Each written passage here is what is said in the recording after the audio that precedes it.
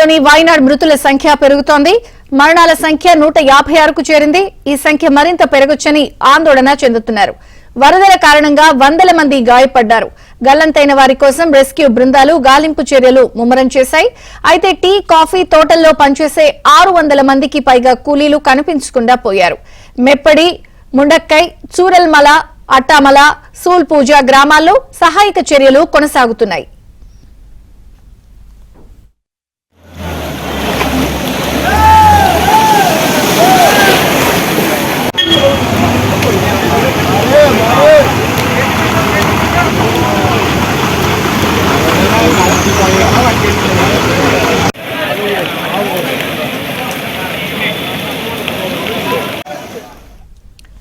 వాయనాడ్ జిల్లాలోని పలు గ్రామాల్లోని ఇళ్లు నేలమట్టమయ్యాయి. వందల మంది బురదలో చిక్కుకుపోయారు. దీంతో ఈ ప్రాంతాలు శవాల దిబ్బగా మారాయి. మరోవైపు కేరళ వ్యాప్తంగా భారీ వర్షాలు కొనసాగుతున్నాయి. వర్షాల కారణంగా 8 జిల్లాలకు వాతావరణ శాఖ రెడ్ అలర్ట్ జారీ చేసింది. మరో 4 జిల్లాలకు ఆరెంజ్ అలర్ట్ జారీ చేశారు. భారీ వర్షాలతో సహాయక చర్యలకు ఆటంకం ఏర్పడుతోంది.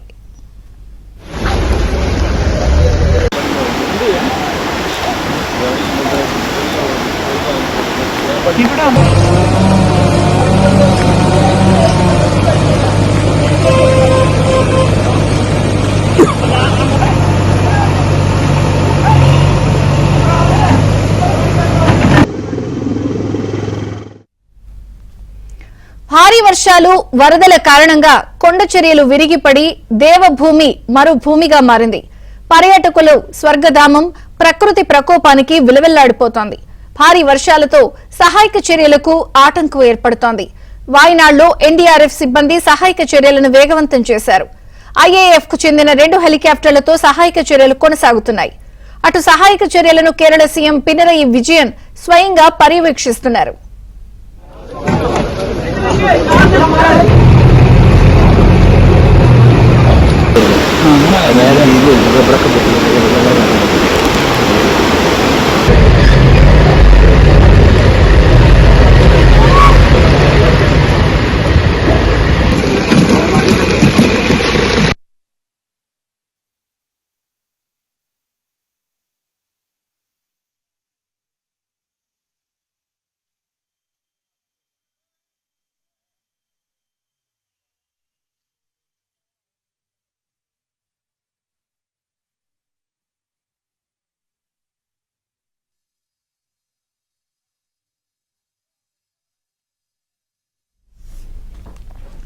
కొండ చర్యలు విరిగిపడిన భారీ ప్రాణ ఆస్తి నష్టం జరగడంతో తగు సహాయం చేయాలని కేరళ సీఎం పినరయి విజయన్ కోరారు.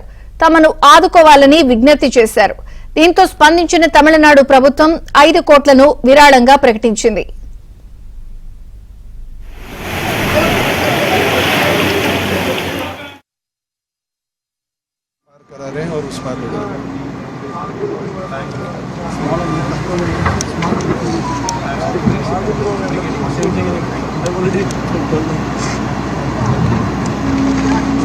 Yeah.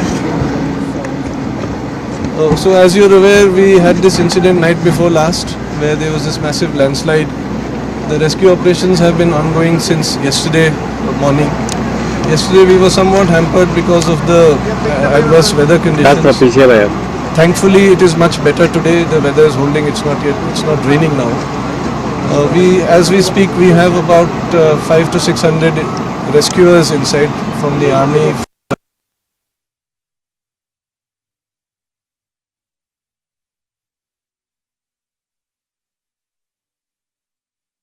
We are trying to get this bridge which has been washed away, the bridge behind me, we are trying to get it up as early as possible so that we can move engineer equipment, earth moving equipment inside and make our rescue effort that much more efficient.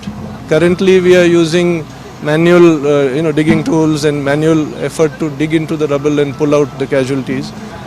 So the endeavor now is to move in plant equipment so that we can make it more efficient. As of yesterday, or shall I say as of this morning, the figure had crossed 150 fatal. But a large number have also been rescued alive and who have been evacuated safely. Actually, we have just come in yesterday from outside, so we are not aware of the local terrain and the danger levels. But a landslide has occurred and it has caused the whole bridge to be washed away. So there is possibly a element of risk. I'm sorry? 2 days continue, rescue operations continue. Yes, all of yesterday, all of today, and we are here for as long as it takes. We are today definitely we are here. Tomorrow also, and hopefully another 2 or 3 days things should settle down, and the immediate requirement of casualty evacuation should somewhat reduce. There are more people moving in as we are talking now. There are these sniffer dogs coming. There are more better bridging equipment coming. There are more columns coming in. More medical teams coming in. So we are ready for what is going to come today and tomorrow. Thank you.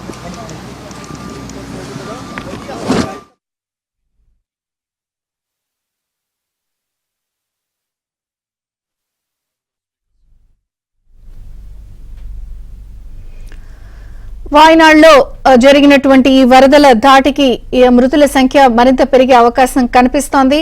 అలాగే ప్రకృతి ప్రకోపానికి జరిగినటువంటి ఈ నష్టం వల్ల సహాయక చర్యలపై Pinarayi Vijayan CM ఎవరైతే ఉన్నారో తమిళనాడు ప్రభుత్వాన్ని అలాగే ఇతరులను కూడా సాయం చేయమని కోరుకుంటున్నారు.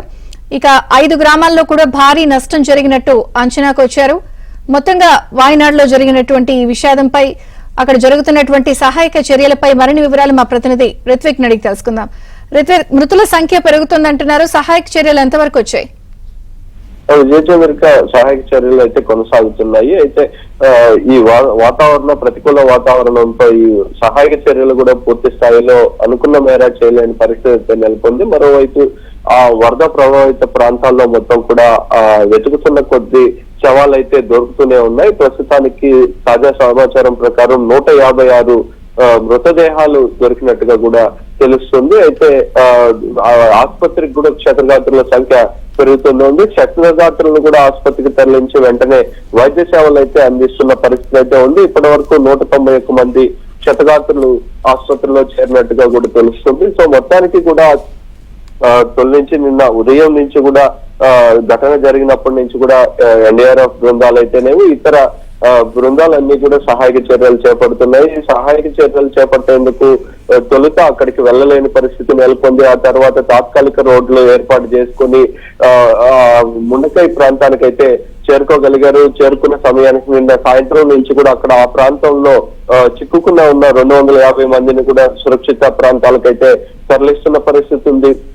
నిన్న వేకువజామున ముఖ్యంగా మొప్పాడి ప్రాంతంలో ఈ కొండ చర్యలు విరిగిపడడం జరిగింది. అక్కడి నుంచి కూడా ఆ వరద మొత్తం కూడా మొప్పాడి నుంచి ముండకై ప్రాంతంలో పడింది. అక్కడి నుంచి చురమల ప్రాంతానికి కూడా కొట్టుకొచ్చింది. మొత్తం ఈ పరిసర ప్రాంతాల్లో మొత్తం కూడా 10ల సంఖ్యలో గ్రామాలు ఉన్నాయి. ఈ గ్రామాల మీద మొత్తం కూడా భారీ వరదతో కూడిన బండరాలు కొట్టుకురావడంతో ఆ ప్రాంతంలోని పరివాహక ప్రాంతంలో మొత్తం కూడా దాదాపుగా కూడా అన్ని ఇండ్లు కూడా మొత్తం నామరూపాలు లేకుండా తుడిచిపోయాయి. దాదాపుగా 5 గ్రామాలు అయితే పూర్తిగా కూడా తుడిచిపెట్టుకున్న పరిస్థితి అయితే అక్కడ కనపడుతుంది. ఇప్పుడిప్పుడు సహాయక చర్యలు మొత్తం కూడా వేగంగా కొంత నిన్నటి కంటే కొంత బెటర్ గా అయితే సహాయక చర్యలు అందరూ ప్రారంభించారు. నిన్న సాయంత్రం ఆ ప్రాంతానికి హెలికాప్టర్లు కూడా వెళ్లే పరిస్థితి అయితే నెలకొనడంతో అక్కడ వారిని కూడా తరలించారు. ఆసుపత్రికి తరలించి వైద్య సేవలు అందిస్తూ మొత్తం కూడా కొంత నిన్న మధ్యాహ్నం సాయంత్రం వరకు ఉన్న పరిస్థితుల కంటే కొంత మెరుగైన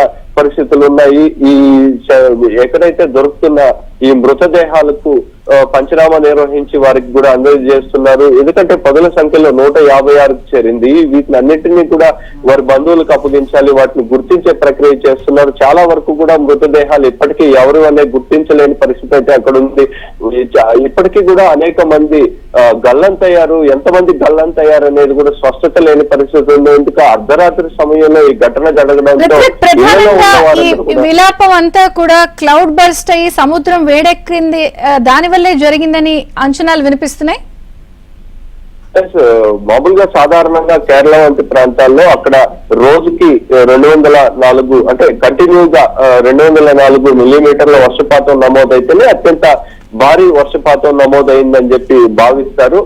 కానీ నిన్న ఉదయానికి 48 గంటల్లో దాదాపుగా కూడా 572 మిల్లీమీటర్ల వర్షపాతం నమోదైంది. ఈ ఇంతటి భారీ వర్షపాతం నమోదవడం వల్లనే ఇంతటి పెను విధ్వంసం జరిగిందని చెప్పి కూడా గుర్తిస్తున్నారు. వాతావరణ శాఖ ముందుగా కూడా హెచ్చరికలు జారీ చేసినట్టుగా కూడా తెలుస్తుంది. ఆ ప్రాంతంలో ఆరెంజ్ అలర్ట్ కొనసాగించినట్టుగా కూడా ముఖ్యమంత్రి అక్కడ కేరళ సీఎం తెలిపిన పరిస్థితి ఉంది. ఈ నేపథ్యంలోనే ఎక్కువగా కూడా ప్రాణ నష్టం జరుగుతుంది ఈ దేశానికి.